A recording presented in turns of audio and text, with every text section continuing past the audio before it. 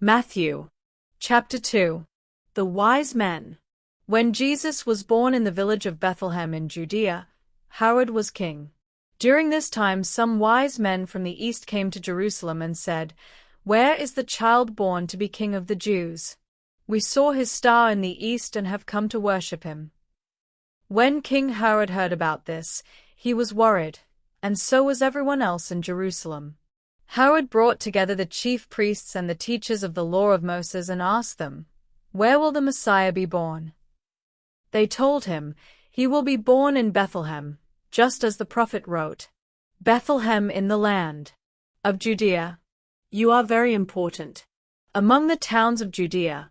From your town will come a leader who will be like a shepherd for my people Israel." Herod secretly called in the wise men and asked them when they had first seen the star. He told them, "Go to Bethlehem and search carefully for the child. As soon as you find him, let me know. I also want to go and worship him."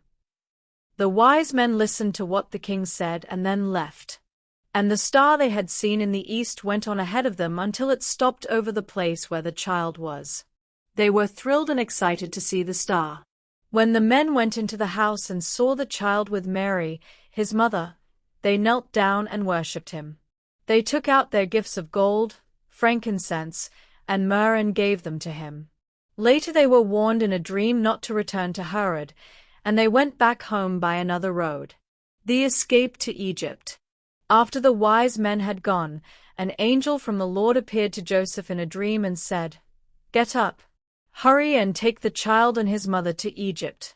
Stay there until I tell you to return, because Herod is looking for the child and wants to kill him." That night, Joseph got up and took his wife and the child to Egypt, where they stayed until Herod died. So the Lord's promise came true, just as the prophet had said, "I called my son out of Egypt." The killing of the children. When Herod found out that the wise men from the east had tricked him, he was very angry. He gave orders for his men to kill all the boys who lived in or near Bethlehem and were 2 years old and younger. This was based on what he had learned from the wise men. So the Lord's promise came true, just as the prophet Jeremiah had said.